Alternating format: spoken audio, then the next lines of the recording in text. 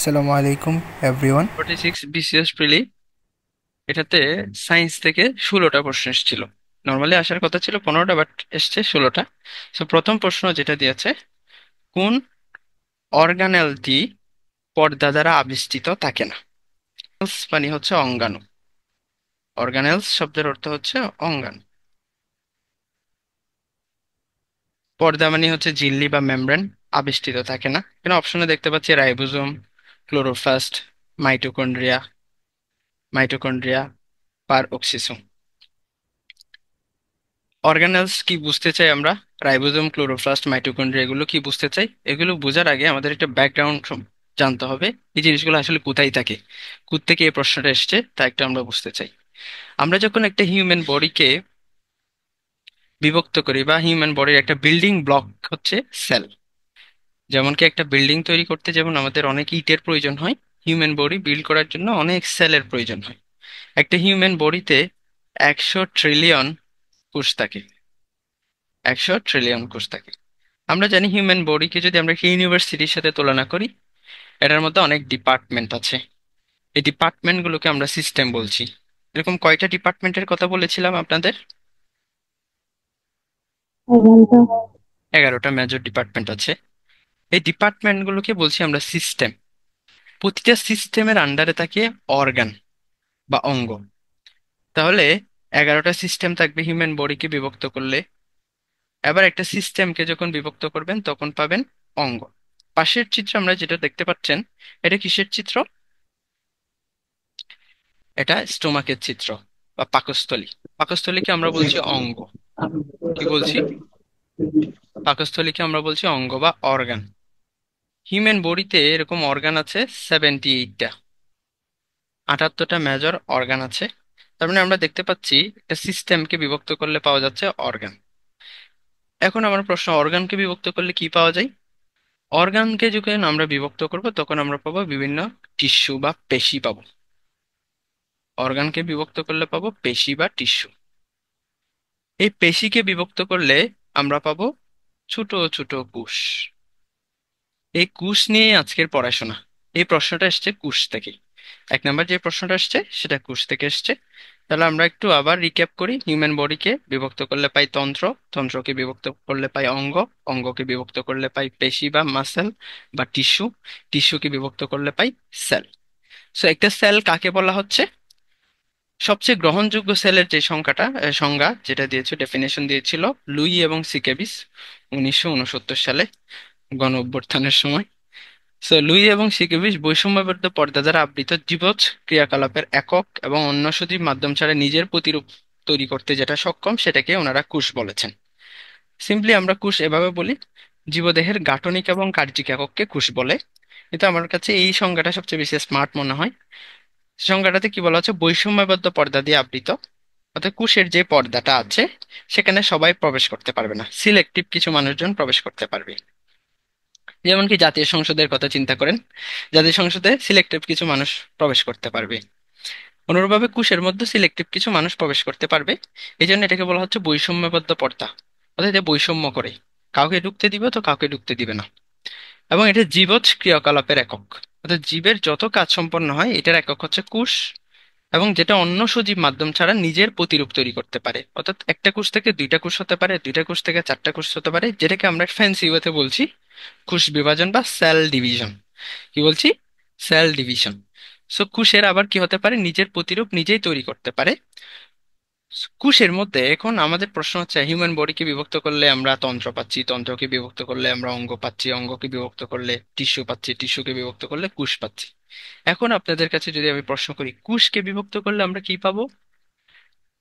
এটাই হচ্ছে আমাদের আজকের মেইন পয়েন্ট। অর্থাৎ একটা কোষের ভিতরে কি থাকে? একটা কোষের ভিতরে যদি আমরা বিভক্ত করতে চাই, কোষকে মেইনলি দুই ভাগে ভাগ করা যায়, একটা প্লান্ট সেল আর একটা অ্যানিমাল সেল। অর্থাৎ একটা উদ্ভিদ কোষ আর একটা প্রাণী কোষ। উদ্ভিদ কোষ আর প্রাণী কোষের মধ্যে একটু ডিফারেন্স আছে। এই জন্য উদ্ভিদটা দেখবেন অনেক হার্ড হয়, উদ্ভিদের বডি তেমন মসৃণ না, কিন্তু হিউম্যান বডি অনেক মসৃণ। কোষের অর্গানেলস গুলোর মধ্যে পার্থক্য হয়ে যায়। আমরা যদি একটা উদ্ভিদ কোষ দেখি, প্লান্ট সেল দেখি, এখানে থাকবে হচ্ছে নিউক্লিয়াস, মাইটোকন্ড্রিয়া, ক্লোরোপ্লাস্ট, তারপর হচ্ছে ব্যাকিউল, ব্যাকিউল বলতে কোষ গহ্বর, এরপরে হচ্ছে Golgi body, Golgi apparatus, ribosome. এই যে একটা কোষের মধ্যে যা জিনিসপত্র আমরা দেখতে পাচ্ছি, এগুলোকে বলছি আমরা অর্গানেলস। এগুলোকে বলছি আমরা অর্গানেলস। তার মানে প্লান্ট সেলের ভিতরে যা পাচ্ছি সেটা অর্গানেলস, বাংলাতে যেটাকে আমরা অঙ্গাণু বলছি। অঙ্গাণু, অঙ্গকে ছোট করলে যেটা পাওয়া যায় সেটাই অঙ্গাণু, অর্গানেলস। অ্যানিমাল সেলের মধ্যেও আমরা নিউক্লিয়াস পাচ্ছি, তারপর হচ্ছে ভ্যাকিউল পাচ্ছি, মাইটোকন্ড্রিয়া পাচ্ছি, রাইবোজোম পাচ্ছি, লাইসোজোম পাচ্ছি। তাহলে আমরা অর্গানেলস কি তা বুঝতে পারলাম। এবার আমাদের প্রশ্নটা একটু আমরা আবার একটু লক্ষ্য করি। আমাদের প্রশ্নটা ছিল কোন অর্গানেলসটি পর্দা দ্বারা আবিষ্কৃত থাকে না। অর্থাৎ কোষের ভিতরে যে অর্গানেলস গুলো থাকে, এই অর্গানেলস গুলোর মধ্যে কিছুর হচ্ছে বাইরে পর্দা থাকে, আর কিছুর বাইরে পর্দা থাকে না। কারো আবরণ থাকে, কারো আবরণ থাকে না। এই পর্দার একটা সিমিলার ওয়ার্ড আছে যেটাকে বলা হয় ঝিল্লি। পর্দার একটা সিমিলার ওয়ার্ড কি? ঝিল্লি বা মেমব্রেইন। ঝিল্লি বা মেমব্রেইন। সো অর্গানেল গুলোর মধ্যে কিছু অর্গানেলস এর হচ্ছে পর্দা থাকবে, আর কিছু অর্গানেলস এর পর্দা থাকবে না। কার কার পর্দা থাকবে না, কার কার পর্দা থাকবে, তা একটু আমরা বুঝতে চাই। সো এটা বোঝার জন্য আমরা একটা ছন্দ ইউজ করব। ঝিল্লিবদ্ধ যেগুলো অঙ্গাণু, যাদের বাইরে, যেসব অর্গানেলস এর বাইরে পর্দা থাকবে বা পর্দা দ্বারা আবিষ্কৃত থাকবে, তাদেরকে মনে রাখার একটা ছন্দ হলো মা এরা বেরি বেরি পাগল। মা এরা বেরি বেরি পাগল। মা বলতে মাইটোকন্ড্রিয়াকে মিন করছে, এরা বলতে এন্ডোপ্লাজমিক রেটিকুলামকে মিন করছে। এরার মধ্যে আবার আপনার পাগলের মধ্যে আসছে হচ্ছে পারক্সিসুম। পা গর গর মধ্যে আসছে হচ্ছে গোলগি বডি। লর মধ্যে আসছে হচ্ছে লাইসোজোম। বেরির মধ্যে আসছে ভ্যাকিউল। আরেকটা বেরির মধ্যে আসছে বেসিকল।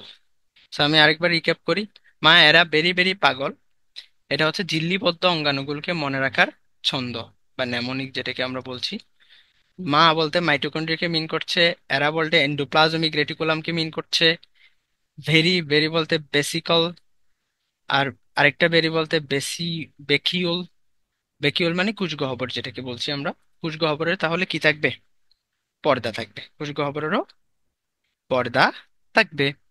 এরপরে পাগলের মধ্যে পা মানে পারক্সিসুম, গর মধ্যে হচ্ছে গোলগি বড়ি, লর মধ্যে হচ্ছে লাইসোজোম। এবার আসেন আমরা প্রশ্নটার উত্তরে চলে যাচ্ছি। তো এগুলোর বাইরে কি থাকবে? ঝিল্লি থাকবে। আমাদের প্রশ্ন চেয়েছে কি, কোন অর্গানেলসটি পর্দা দ্বারা আবিষ্কৃত থাকে না, কোনটার বাইরে পর্দা থাকে না। ঠিক আছে, এটাই আমরা জানতে চাচ্ছি। সে এটা জানার জন্য মা মাইটোকন্ড্রিয়া ছিল। মা এরা বেরি বেরি পাগলের মধ্যে কি ছিল? মাইটোকন্ড্রিয়া ছিল। তার মানে এটা ঝিল্লিবদ্ধ। তাহলে এটা আগেই বাদ। পারক্সিসম ছিল, এটা আগেই বাদ। আর একটা প্লাস্টিড আছে, সো প্লাস্টিডেরও অঙ্গাণু বাইরে পর্দা থাকে, সো ক্লোরোপ্লাস্টও বাদ। তাহলে আমাদের অ্যান্সার হবে কোনটা? রাইবোজোম। তাহলে আপনি ঝিল্লিবদ্ধগুলো মনে রাখলে ঝিল্লিবিহীনগুলো অটোমেটিক্যালি আপনি পেরে যাবেন। এ- আপনারা যদি এই নেমোনিকটা আপনাদের কঠিন লাগে, অর্থাৎ ঝিল্লিবদ্ধ অঙ্গাণুগুলো যদি মনে রাখা আপনার যদি কঠিন হয়, আপনারা ঝিল্লিবিহীনগুলো মনে রাখবেন। তাহলে ঝিল্লিবিহীন বাদ দিলে ঝিল্লিবদ্ধগুলো আপনারা অটোমেটিক জেনে যাবেন। সো আমি এই অপশনও রেখেছি আপনাদের জন্য। এটা যাদের কঠিন লেগেছে, অর্থাৎ ঝিল্লিবদ্ধ অঙ্গাণু যাদের মনে রাখা একটু কঠিন মনে হচ্ছে, তাদের জন্য এটা সহজ। ঝিল্লিবিহীন অঙ্গাণুগুলো মনে রাখলে এটা সহজ হয়, কারণ ঝিল্লিবিহীন অঙ্গাণু কিন্তু খুবই কম। ঝিল্লিবিহীন অঙ্গাণু খুবই কম, মাত্র 4-5টা, মাত্র 5টা। এই 5টা মনে রাখলে বাকিগুলোকে আপনি ঝিল্লি যুক্ত বলবেন। সো এটা মনে রাখার জন্য আমাদের প্রত্যেকেরই তো মামা থাকে, সো প্রথম মামা যেটা বড় মামা, এটাই সেরা, প্রথম মামাই সেরা। এই ছন্দ দিয়ে আপনারা মনে রাখতে পারেন। সো এখানে কি আছে? প্রথম বলতে প্রোটিওজোম মিন করছে, মা বলতে মাইক্রোটিউবুলস, আরেকটা মা বলতে মাইক্রোফিলামিন, সে বলতে হচ্ছে সেন্ট্রিওল, রা বলতে রাইবোজোম। এগুলো প্রত্যেকটা হচ্ছে অর্গানেলস, এবং এগুলো ঝিল্লিবিহীন অর্গানেলস। সেখানে ঝিল্লিবিহীনের মধ্যে দেখেন রাইবোজোম আছে। আশা করি এই প্রশ্নের উত্তর আপনারা পেরে যাবেন। সেরা প্রোটিওজোম, মাইক্রোটিউবুল, মাইক্রোফিলামেন্ট, সেন্ট্রিওল, রাইবোজোম। এগুলো কি ঝিল্লিবিহীন নাকি ঝিল্লিবদ্ধ? ঝিল্লি মানে হচ্ছে পর্দা, অর্থাৎ এগুলো পর্দা দ্বারা আবিষ্কৃত নয়। তাহলে আমাদের প্রশ্নের উত্তর কোনটা হবে? রাইবোজোম হবে। এক নম্বর রাইবোজোম। এক নম্বর প্রশ্নের উত্তর আমরা পেরেছি। একটা ইন্টারেস্টিং তো জানিয়ে দিই, তা হচ্ছে এক একটা ডিম যে আমরা খাই, প্রতিটা ডিম এক একটা কোষ। তার মানে আমরা একটা ডিম খেয়ে ফেলা মানে হচ্ছে একটা কোষ খেয়ে ফেলা। পৃথিবীর সবচেয়ে বড় কোষ হচ্ছে উট পাখির ডিম বা অস্ট্রিচ এক, সবচেয়ে বড় কোষ। দেখেন, কত বড় কুসটা কল্পনা করেন, ডিফারেন্সটা দেখেন। এটা একটা মুরগির ডিম, আর এটা হচ্ছে উট পাখির ডিম।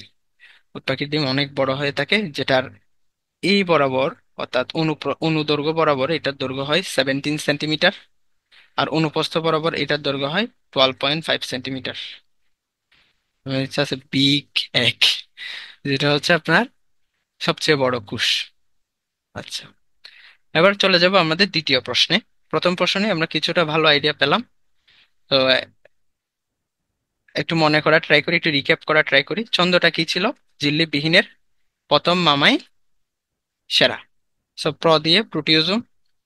মার মধ্যে প্রথম মা হচ্ছে মাইক্রোফিলামেন্ট, দ্বিতীয় মা হচ্ছে মাইক্রোটিউবুলস, এরপর হচ্ছে সেরার মধ্যে সে মানে হচ্ছে ছিল সেন্ট্রিওল, ছিল হচ্ছে রাইবোজোম। ঠিক আছে, কয়েকবার পড়বেন দেখবেন অটোমেটিক্যালি আপনার মাথায় এটা গেঁথে যাবে। 2 নম্বর প্রশ্নে যাচ্ছি। 2 নম্বর প্রশ্ন এসেছিল, নিচের কোনটি গ্রিন হাউস গ্যাস নয়? এখানে গ্রিন হাউস গ্যাস নয় হচ্ছে নাইট্রিক অক্সাইড। সো আমি ডিরেক্ট অ্যান্সার বলতে চাই না, আমি একটু ডিটেলস আলাপ করতে চাই। আমি বুঝতে চাই গ্রিন হাউস গ্যাস কি, what is green house. Green house বলতে তো সবুজ ঘরকে বোঝাই। তো এই ওয়ার্ডটা কিভাবে আসলো আমাদের কাছে, এবং এই গ্যাসগুলো কিভাবে কাজ করে, এটা একটু আমরা বুঝতে চাই। এটা বোঝার জন্য এই চিত্রটা বোঝা লাগবে। আমরা তো নিশ্চয়ই জানি, আমরা সূর্য নামের নক্ষত্রের চারদিকে অনেক গ্রহ ঘুরপাক খাচ্ছে, তার মধ্যে আমাদের তৃতীয় গ্রহ যেটা, সেটাই হচ্ছে আমাদের বাসস্থান, পৃথিবী। তাই না? সো পৃথিবীতে আলো আসছে কোথা থেকে? পৃথিবীতে আলো আসছে সূর্য থেকে। আলো আসতে একটা নির্দিষ্ট টাইম লাগে। কত মিনিট লাগে বলতে পারেন আপনারা? 8 মিনিট 20 সেকেন্ডের কাছাকাছি। আমাদের বায়ুমণ্ডল যেটা আছে, অর্থাৎ পৃথিবীর, আমরা তো পৃষ্ঠে অবস্থান করি, এখানে তো আমরা বসবাস করছি। আর এখানে যে সবুজ অংশটা দেখতে পাচ্ছেন, এগুলো গাছপালাকে রিপ্রেজেন্ট করছে। তো আমাদের বায়ুমণ্ডলে অনেক গ্যাস থাকে, অনেক গ্যাস থাকে। এই গ্যাসগুলোর মধ্যে যে গ্যাসগুলো একটু ভারী, ভারী গ্যাস যেগুলো, এগুলো কি করে আপনার বায়ুমণ্ডলের মধ্যে একটা আচ্ছাদন তৈরি করে। যখন এগুলোর পরিমাণ বেড়ে যায়, ফর এক্সাম্পল কার্বন ডাই অক্সাইড আছে, নাইট্রাস অক্সাইড আছে, এই অক্সাইডগুলোর পরিমাণ যখন বেড়ে যাবে, এরা সূর্য থেকে যে আলোগুলো, যে তাপটা আসছে, এই তাপটাকে ধরে রাখে। তাপটাকে কি করে রাখে? ধরে রাখে। তাপটা বের হতে দেয় না, বায়ুমণ্ডল থেকে বের হতে দেয় না। ফলে পৃথিবীর টেম্পারেচার ধীরে ধীরে বৃদ্ধি পায়। আমি আবারও বলছি জিনিসটা, সূর্য থেকে তো তাপ আসছে, এই সূর্যের তাপের মাধ্যমে পৃথিবীর একটা নির্দিষ্ট টেম্পারেচার মেনটেন হচ্ছে। প্রবলেমটা হলো, তাপ আসছে এটা ভালো কথা, বাট কিছু গ্যাসের কারণে, কিছু গ্যাসের বৃদ্ধির কারণে এই গ্যাসগুলো বায়ুমণ্ডলে একটা এরকম আচ্ছাদন তৈরি করে দেয়। ফলে গ্যাসগুলো কি আর বের হতে পারবে? এগুলো কি আর বিকিরিত হতে পারবে? বলেন, বিকিরিত হতে পারবে? পারবে না। বিকিরিত হতে না পারলে কি হবে? এই গ্যাসগুলো থেকে যাবে। যে তাপটা পৃথিবীর মধ্যে প্রবেশ করেছে সূর্য থেকে, সেটা এই গ্যাসের কারণে বের হতে পারছে না। ফলে পৃথিবীর টেম্পারেচার ধীরে ধীরে বৃদ্ধি পাবে কিনা বলেন তো আপনারা? নিশ্চয়ই বৃদ্ধি পাবে। এখন গ্রিন হাউস কিভাবে কাজ করে? এখন গ্রিন হাউসে তাহলে আমরা একটু যাচ্ছি। গ্রিন হাউস কেন বলা হচ্ছে, এটাকে গ্রিন হাউস ইফেক্ট কেন বলা হয়? তাপমাত্রা বৃদ্ধির ঘটনাটাকে, বা এই যে গ্যাসগুলোকে ধরে রাখার ঘটনাটাকে আমরা কেন গ্রিন হাউস বলছি? শীতকালীন যেগুলো দেশ আছে, যেগুলো হচ্ছে ম্যাক্সিমাম সময় আপনার বরফে আচ্ছাদিত থাকে, সেই দেশগুলোতে সবজি ফলানোর জন্য বা কৃষি ক্ষেত্রে হচ্ছে একটা গ্রিন হাউস ইউজ করা হয়। এই হাউসটা কিভাবে কাজ করে? এটা হচ্ছে কাঁচের তৈরি একটা ঘর, এরকম একটা কাঁচের তৈরি ঘর। এই ঘরটা এভাবে কাজ করে, সূর্য থেকে যে তাপটা আছে, যে নির্দিষ্ট টাইম সূর্যটা হচ্ছে আপনার উপস্থিত থাকে, একদম সূর্য অনুপস্থিত থাকে তা না। যেখানে শীতপ্রবণ যে দেশগুলো, সেগুলোতে তো 1 ঘন্টার জন্য বা 2 ঘন্টার জন্য তো সূর্য উঠে, তাই না, উদিত হয়। মাঝে মাঝে না হলেও ম্যাক্সিমাম সময় তো উদিত হবে, 1 ঘন্টার জন্য হলে হলে হবে। সো সেই সময় সূর্য থেকে যে তাপটা আসে, সেটা এখানে এই গ্রিন হাউসের মধ্যে প্রবেশ করে। গ্রিন হাউসের মধ্যে প্রবেশ করে এখানে একটা টেম্পারেচার মেনটেন করে, 25 ডিগ্রি সেলসিয়াস একটা কক্ষ তাপমাত্রা মেনটেন করে। এবং কক্ষ তাপমাত্রা কেন মেনটেন করা লাগে? এই গাছগুলোর বা এই সবজিগুলোর বা এই কৃষি উপাদানগুলোর বৃদ্ধির জন্য এটা নির্দিষ্ট টেম্পারেচার কিন্তু মেনটেন করা জরুরি। তো এই গ্রিন হাউসটা কিভাবে কাজ করে জানেন? এখান থেকে যে তাপটা প্রবেশ করবে সেটা প্রবেশ করতে পারবে, বাট আর বের হতে পারবে না। সেম কাজটা কিন্তু এখানে হচ্ছে। যে তাপটা এখানে প্রবেশ করছে, এই গ্যাসগুলোর কারণে তাপটা বের হতে পারছে না। সো এখানে গ্রিন হাউসের মধ্যে যেভাবে কাজ, গ্রিন হাউসটা হচ্ছে ভালো জিনিস, যেটার মাধ্যমে কৃষিক্ষেত্রে উন্নয়ন সাধন করা যাচ্ছে, উন্নতি সাধন করা যাচ্ছে, যেটা টেম্পারেচার ধরে রাখতে সাহায্য করছে। ঠিক সেম কাজটা কিন্তু কোথায় হচ্ছে দেখেন, এখানে ভুল কাজে ইউজ হচ্ছে। কিরকম কাজ? আপনার গ্যাসগুলোর কারণে তাপটা বিকৃত হচ্ছে পারছে না, ফলে টেম্পারেচার বৃদ্ধি পাচ্ছে। তো এটাকে গ্রিন হাউসের সাথে তুলনা করা হয়। এই জন্য যে গ্যাসগুলোর কারণে পৃথিবীর টেম্পারেচার বৃদ্ধি পাচ্ছে এগুলোকে গ্রিন হাউস গ্যাস বলা হচ্ছে। এই গ্যাসগুলোর মধ্যে কারা কারা আছে? গ্যাসগুলোর মধ্যে আছে হচ্ছে এখানে যে এটা শু করছে, নাইট্রাস অক্সাইড, মিথেন, কার্বন ডাই অক্সাইড সবচেয়ে বেশি দায়ী। কার্বন ডাই অক্সাইড সবচেয়ে বেশি দায়ী। এখানে গ্রিন হাউস গ্যাস ইমিশন হওয়ার জন্য যে চারটা গ্যাস বেশি ভূমিকা পালন করে, তার মধ্যে সবচেয়ে বেশি হচ্ছে কার্বন ডাই অক্সাইড, সবচেয়ে বেশি দায়ী। গ্রিন হাউসের জন্য সবচেয়ে বেশি দায়ী হচ্ছে কার্বন ডাই অক্সাইড গ্যাস। সেকেন্ড হচ্ছে মিথেন, যেটা 17%। মিথেনের সংকেত হচ্ছে CH4। অনেক সময় আপনাদের অপশনে মিথেন না লিখে CH4 দিতে পারে, এটা হচ্ছে CO2, কার্বন ডাই অক্সাইড, দুইটা অক্সিজেন মিলে এটা তৈরি হচ্ছে। এবারে নাইট্রাস অক্সাইড, যেটাকে আমরা N2O বলছি। কি বলছি? N2O, nitrous oxide. এরপরে ফ্লোরিনেটেড গ্যাসেস, যেগুলো CFC গ্যাস নামে পরিচিত, ক্লোরোফ্লোরোকার্বন, যেটা আমাদের রেফ্রিজারেটরে থাকে, এটার প্রভাব 2%। সো এই পার্সেন্টগুলো কিন্তু ইয়ার ওয়াইজ ভেরি করে এবং স্থান ওয়াইজ ভেরি করে। তারপরেও কার্বন ডাইঅক্সাইড সবসময় জয়ী হয় আর কি, কার্বন ডাইঅক্সাইড অলওয়েজ উইন, কারণ বেশি হচ্ছে কার্বন ডাইঅক্সাইডের প্রভাব থাকে। বুঝতে পেরেছেন? সো এবার আমাদের প্রশ্নের উত্তরে যাচ্ছি। নিচের কোনটি গ্রিন হাউস গ্যাস নয়? এখানে জলীয় বাষ্প গ্রিন হাউস গ্যাস, কার্বন ডাইঅক্সাইডও গ্রিন হাউস গ্যাস, মিথেনও গ্রিন হাউস গ্যাস, কিন্তু নাইট্রিক অক্সাইড গ্রিন হাউস না। নাইট্রোজেনের একটা অক্সাইড গ্রিন হাউস গ্যাস, সেটা হচ্ছে N2O। নাইট্রোজেনের টোটাল 5টা অক্সাইড পাওয়া যায়। কয়টা অক্সাইড পাওয়া যায়? 5টা। একটা NO, নাইট্রিক অক্সাইড, আর একটা N2O, আর একটা NO2, আর একটা N2O3, আর একটা N2O5। সো এটাকে বলা হয় নাইট্রিক অক্সাইড, এটাকে বলা হয় নাইট্রাস অক্সাইড, এটাকে বলা হয় নাইট্রোজেন ডাইঅক্সাইড, এটাকে বলা হয় ডাইনাইট্রোজেন ট্রাইঅক্সাইড, এটাকে বলা হয় ডাইনাইট্রোজেন পেন্টঅক্সাইড। সো এখানের মধ্যে এই একমাত্র N2, যেটা নাইট্রাস অক্সাইড, এটাই গ্রিন হাউস গ্যাস। তো এখানে NO, এটা হবে অ্যান্সার। কোনটা গ্রিন হাউস গ্যাস নয় বলেছে, হ্যাঁ। আচ্ছা বলেন, এবার আপনাদের একটু প্রশ্ন করি। সবচেয়ে বেশি দায়ী কোনটা গ্রিন হাউসের গ্যাস, গ্যাসের মধ্যে সবচেয়ে বেশি দায়ী কোনটা গ্রিন হাউস ইফেক্টের জন্য? কার্বন ডাই অক্সাইড। কার্বন ডাই অক্সাইড। ঠিক আছে, আমরা এই প্রশ্নের উত্তরটা বুঝতে পারলাম। যাচ্ছি। 3 নম্বর প্রশ্ন ছিল আমাদের, জলীয় দ্রবণে পিএইচ এর সর্বোচ্চ মান কোনটি? এটার উত্তর নিশ্চয়ই অনেকে জানেন, সেটা হচ্ছে 14। বাট আমরা একটু পিএইচ এর মধ্যে, পিএইচ টপিক থেকে যেহেতু প্রশ্ন এসেছে, পিএইচ নিয়ে একটু ডিটেলস জানতে চাই। So what is pH or pH scale? আমাদের বলেছে না পিএইচ স্কেলের সর্বোচ্চ মান, এটা হচ্ছে 14 হয়। কেন 14 হয়, কেন এটা আসলো, পিএইচ বলতে আসলে কি মিন করে, সব আমরা একসাথে জেনে নেব।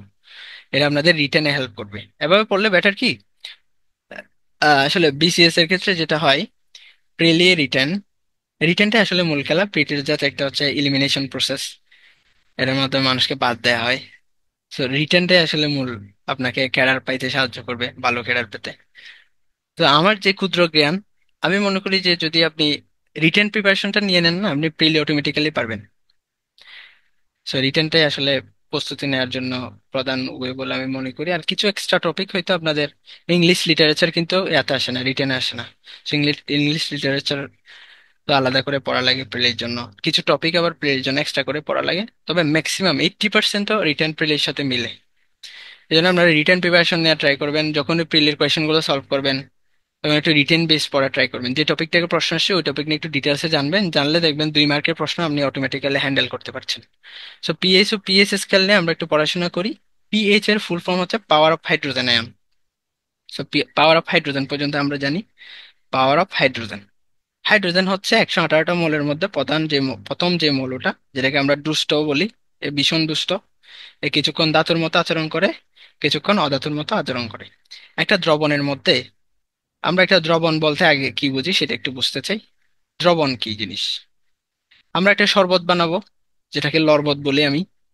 ধরেন একটা গ্লাস নিলাম, গ্লাসের মধ্যে আমি লরবত যদি বানাতে চাই, অর্থাৎ শরবত মানে তো চিনি দিয়ে বানানো হয়, আর লরবত লবণ দিয়ে বানানো হয়।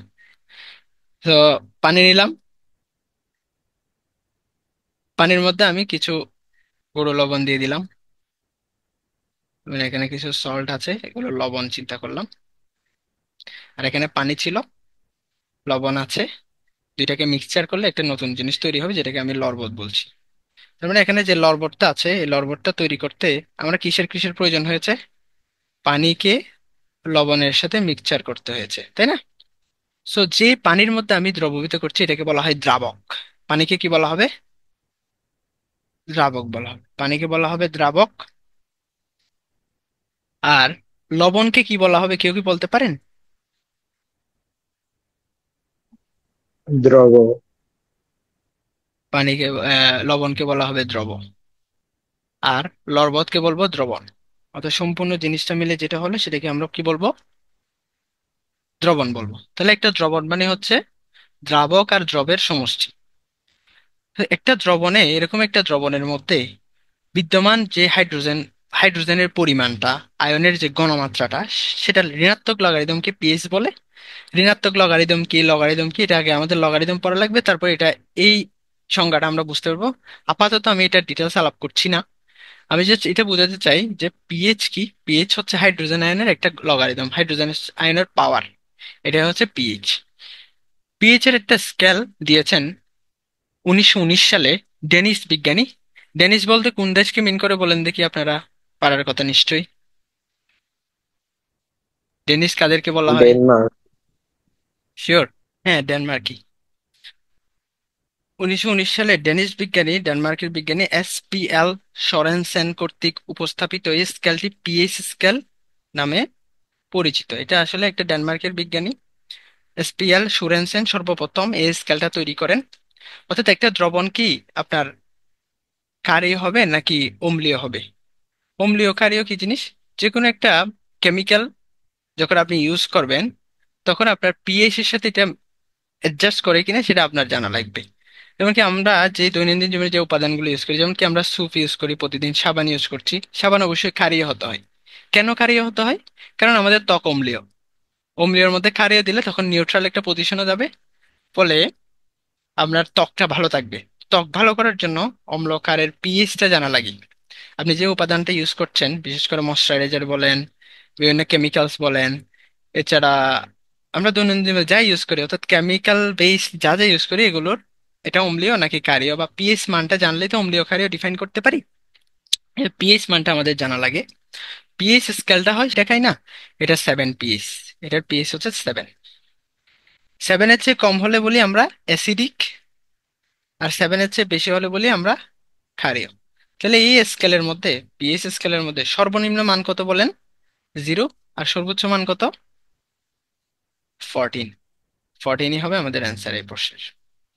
ঠিক আছে, এটা নিয়ে আর ডিটেলস আলাপ করছি না। এরপরে আমরা যাচ্ছি 4 নম্বর প্রশ্নে, যেটা ছিল প্রাকৃতিক ইউরেনিয়ামে শতকরা কত ভাগ 238 ইউরেনিয়াম আইসোটোপ থাকে।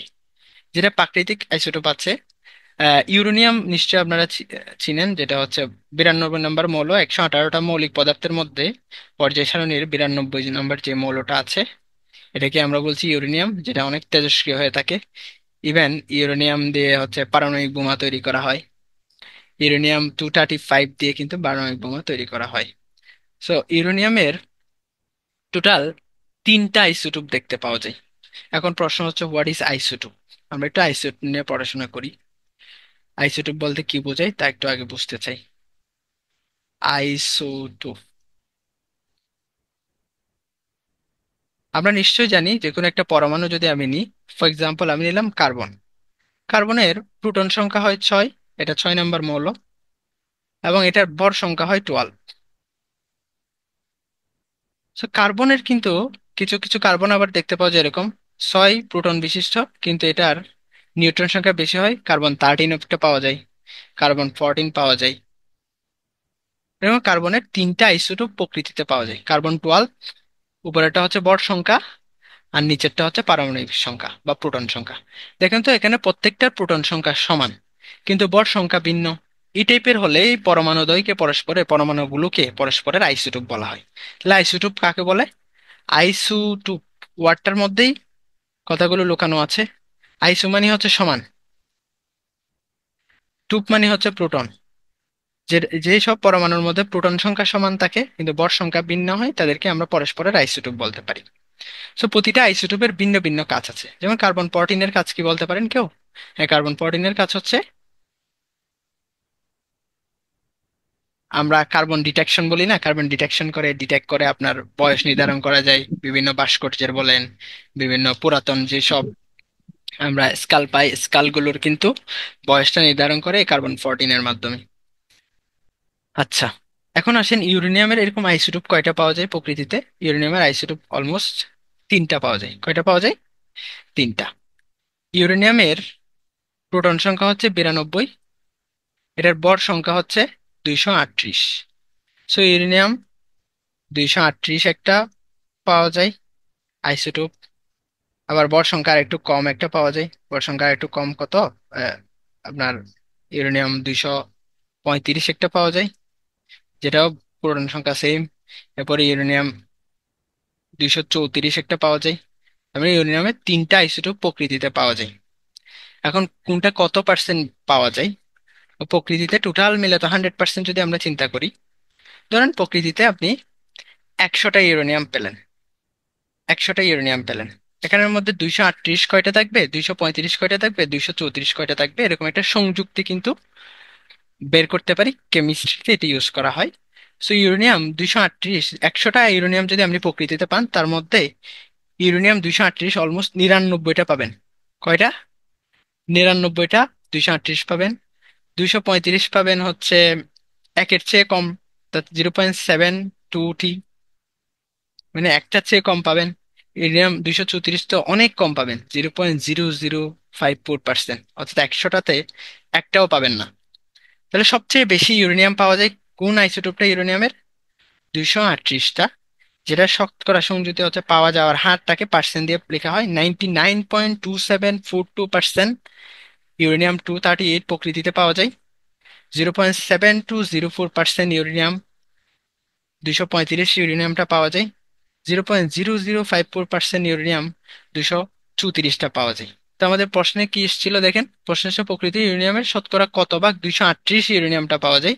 তাহলে আপনারা উত্তর বলেন কোনটা হবে? 99.3%টা। এটা 99.27% হয়।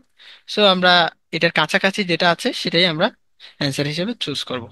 আশা করি বুঝতে পেরেছেন এই প্রশ্নের উত্তরটা। এরপরের প্রশ্নে যাচ্ছি আমরা। বলা হচ্ছে জীববিজ্ঞানে কি ধরনের তথ্য প্রযুক্তি ব্যবহার করা হয়? জীববিজ্ঞানের আমরা জানি ফান্ডামেন্টাল বিল্ডিং ব্লকস হচ্ছে সেল। সেলের আবার বিল্ডিং ব্লকস হচ্ছে গিয়ে আপনার নিউক্লিয়াস। এই নিউক্লিয়াসের আবার বিল্ডিং ব্লক হচ্ছে গিয়ে ডিএনএ। ডিএনএ এর আবার বিল্ডিং ব্লকস হচ্ছে গিয়ে জিন।